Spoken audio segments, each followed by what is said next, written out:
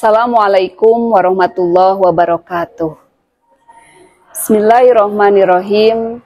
Alhamdulillahilladzi an'amana bi ni'matil imani wal islam. Wa nusalli wa nusallimu ala khairil anam Sayyidina Muhammadin wa ala alihi wa sahbihi ajma'in.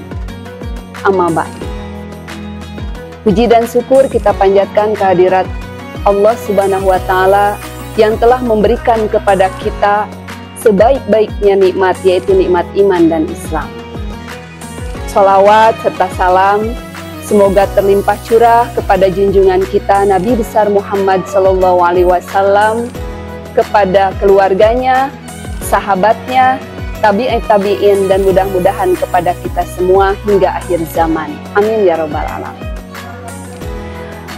Ananda yang ibu cintai, bagaimana kabarnya hari ini? Semoga semuanya baik-baik ya. Dan semoga Allah Subhanahu wa Ta'ala memberikan kepada kita keistiqomahan, kekuatan, motivasi untuk menjalankan ibadah di bulan Ramadan. Ananda yang ibu cintai, pada kesempatan kuliah kali ini ibu ingin menyampaikan materi yang berjudul tentang komunikasi yang efektif dalam perspektif Islam.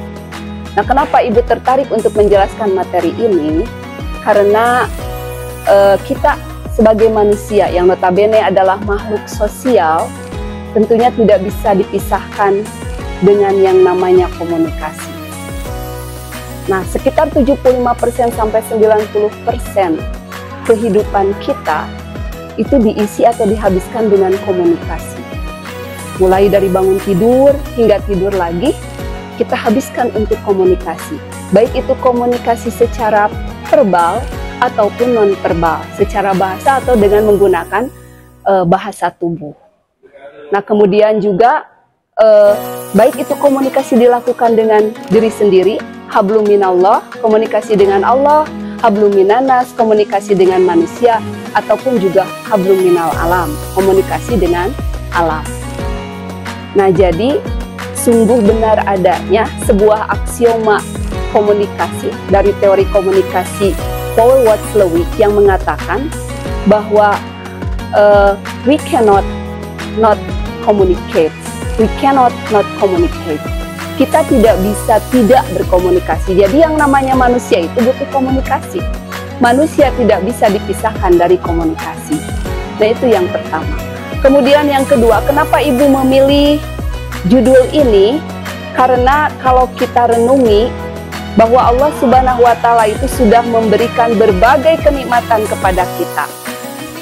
Nah, kemudian di antara nikmat yang paling besar, di antara nikmat-nikmat tersebut ada nikmat yang paling besar selain dari nikmat iman dan Islam, yaitu nikmat bisa berbicara, nikmat bisa berkomunikasi, bisa menyampaikan kehendak kita secara lisan kepada orang lain. Allah Subhanahu wa Ta'ala telah berfirman dalam surat Ar-Rahman ayat 1-4 yang bunyinya, A'udzubillahi minasyaitonirrajim, Bismillahirrahmanirrahim. Ar-Rahman 'allamal Qur'an, khalaqal insan, 'allamahul bayan. Ar-Rahman, Allah Maha Pemurah, yang mengajarkan manusia Al-Quran, kemudian juga Dia menciptakan manusia, 'allamahul bayan, kemudian Allah mengajarkan kepadanya pandai berbicara.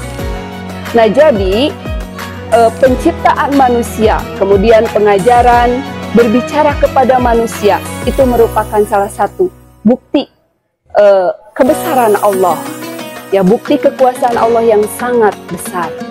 Nah, kemudian oleh karena itu Allah Subhanahu wa Ta'ala menyebutkan nikmatnya, yaitu tentang penciptaan alat untuk berkomunikasi atau alat untuk berbicara dalam surat Al-Balad ayat 8-9 yang bunyinya, A'udzubillahi minasyaitonirrajim, Bismillahirrahmanirrahim.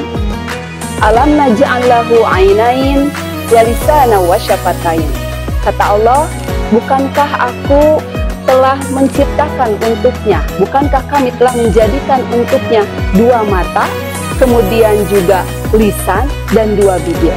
Itu kata Allah Subhanahu wa Ta'ala.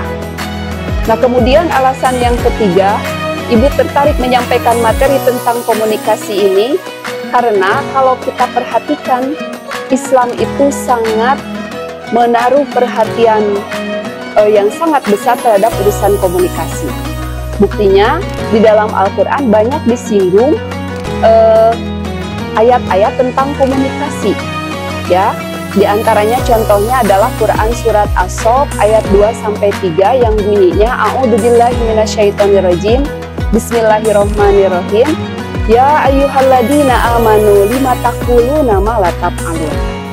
Kata Allah, wahai orang-orang yang beriman, kenapa engkau mengatakan sesuatu yang tidak kamu lakukan? Kabura maktan indallah an taqulu ma la taf'alun.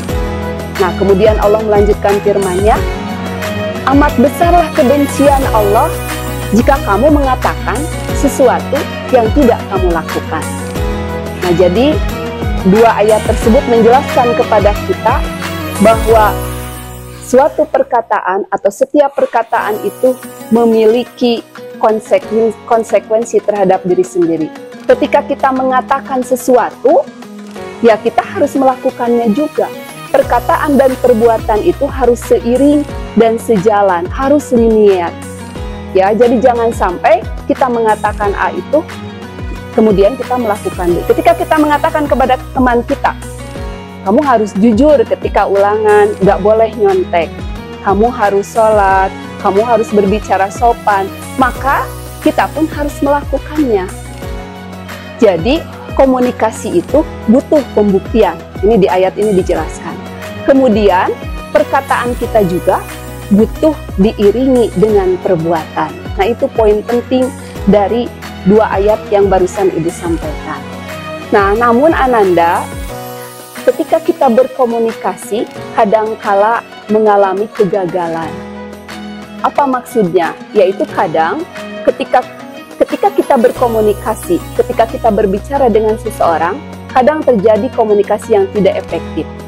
Ya, karena pesan yang kita sampaikan tidak sampai kepada orang yang kita ajak bicara, atau pesan yang diberikan oleh komunikator, yang disampaikan oleh komunikator tidak dipahami oleh komunikan, ya, atau oleh orang yang diajak bicara, sehingga terjadi miscommunication, misperception, dan misunderstanding, sehingga terjadi komunikasi yang salah, sehingga salah pengertian dan salah persepsi.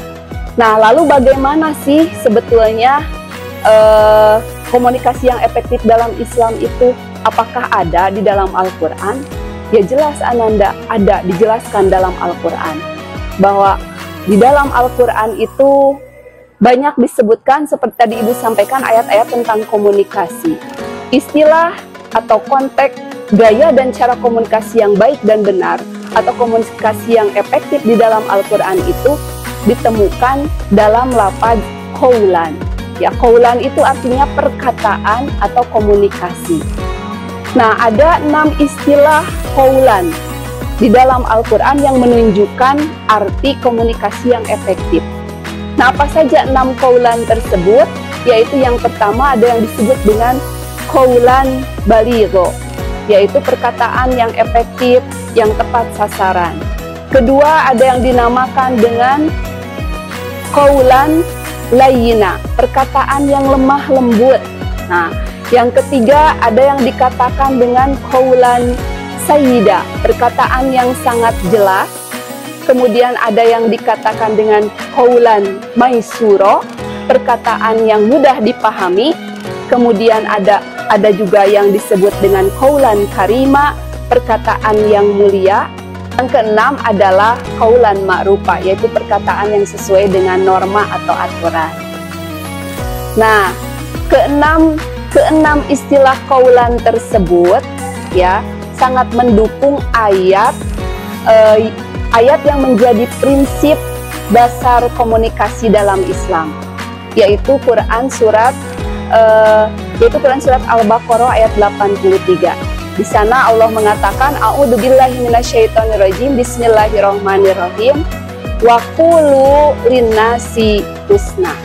Dan berkatalah kamu kepada semua orang dengan perkataan yang baik. Itu ajaran Allah kepada hambanya, bahwa ketika berkomunikasi harus mengatakan perkataan yang baik. Nah, kemudian dari keenam istilah tersebut, nah menurut para ahli, bahwa yang paling mendekati komunikasi yang efektif itu adalah qaulan baligho, yang mendekati definisi komunikasi efektif, ya. Hal ini dijelaskan oleh Allah Subhanahu wa taala dalam Quran surat An-Nisa ayat 63 yang berbunyi, A'udzubillahi minasyaitonirrajim, Bismillahirrahmanirrahim. Waqul lahum fi anfusihim qaulan baligho. Dan ucapkanlah oleh kalian kepada mereka perkataan yang dapat membekas di hati-hati mereka. Nah, itu kata Allah. Nah, jadi dari ayat tersebut, kata baligh, kita bisa mengambil kesimpulan bahwa kata baligho atau baligh itu artinya adalah sampai atau tepat sasaran atau sesuai atau sampai pada tujuan. Itu maksud dari kata baligh. Kata baligho ini kalau dikorelasikan dengan kata qaulan yang artinya perkataan atau komunikasi, maka bisa bermakna fasih, jelas, terang maknanya, dan tepat sesuai dengan tepat sesuai dengan maksud yang ingin kita sampaikan. Itu maksud dari qaulan baligho. Nah, jadi prinsip qaulan baligho inilah bisa diterjemahkan sebagai komunikasi yang efektif menurut pandangan Islam. Nah, kemudian Ananda, sekarang bagaimana pandangan Al-Quran mengenai konsep qaulan baligho ini jika dikorelasikan dengan peran komunikator atau peran orang yang menyampaikan komunikasi. Nah, di dalam Al-Quran dijelaskan bahwa seorang pembicara bisa dikatakan sebagai orang yang komunikatif dalam komunikasinya jika dia ketika menyampaikan pesannya itu ya melihat kemampuan atau intelektual dari orang-orang yang diajak bicaranya. Nah, jadi kadar bicaranya itu sesuai dengan apa yang dibutuhkan oleh orang yang didengarnya. Seperti tadi dijelaskan dalam Quran surat An-Nisa ayat 63, yaitu fi anfusihim qaulan baligho. Nah, kalau menurut Rasul pernah mengatakan khotibin nas biqadri ukulihim ulumihim walugotihim. Berbicaralah kalian kepada manusia, kata Rasulullah, sesuai dengan kadar kemampuannya, kadar kemampuan otaknya, ya, intelektualitasnya, kemudian kadar ilmunya, dan juga sesuai dengan bahasanya. Dalam bahasa Arabnya adalah likulli maqam maqal, walikulli maqal maqam, bahwa di setiap tempat itu ada ucapan yang sesuai, dan di setiap ucapan itu ada tempat yang sesuai. Jadi ketika kita berbicara itu harus sesuai dengan kondisi, sesuai dengan tempat juga. Ya. Nah, kemudian yang kedua, seorang komunikator bisa dikatakan berkomunikasi dengan efektif jika dia ketika berbicara mampu menyentuh hati dari komunikan atau hati dari orang yang diajak bicara dan menyentuh otaknya secara sekaligus. Kalau dalam istilah Arabnya, ma kharaja minal qalbi fadakhalu ilal qalbi. Sesuatu yang keluar dari hati itu maka akan masuk ke dalam hati. Nah, itu. Jadi kalau kita perhatikan juga Rasulullah Shallallahu Alaihi Wasallam ketika berkomunikasi dengan umatnya itu tidak segan untuk mengulang ucapannya. Apa tujuan Rasul? Agar orang yang diajak bicaranya itu paham akan maksud yang disampaikan oleh Rasulullah. Anas bin Malik mengatakan bahwa Rasulullah Shallallahu Alaihi Wasallam sering mengulang ucapannya itu sampai 3 kali. Apa tujuannya? Agar orang yang mendengarkan itu paham dengan ucapan dari Rasulullah SAW. Bahkan Siti Aisyah pun pernah mengatakan Rasulullah itu ketika berkomunikasi beda dengan kalian. Kalau kalian itu bicara cepat-cepat, Rasulullah itu bicara perlahan, kemudian jelas, efektif. tepat sasaran, bahkan mudah untuk dihafal, ya, mudah untuk dihafal oleh orang yang mendengarnya. Nah, itulah Ananda 6 prinsip, ya, atau prinsip-prinsip komunikasi yang efektif menurut Rasulullah Shallallahu Alaihi Wasallam. Mudah-mudahan apa yang Ibu sampaikan tadi bisa menjadi bekal untuk kalian berkomunikasi. Mari mulai dari sekarang kita terapkan komunikasi ala Rasulullah ini oleh kita semua ketika kita sedang berbicara dengan orang lain, agar kita terhindar dari ketergelinciran lidah kita sehingga tidak berbicara yang tidak sesuai dengan yang diharapkan. Nah, itu mungkin yang bisa Ibu sampaikan. Mohon maaf kalau ada kekurangan dan kesalahan. Billahi taufiq wal hidayah.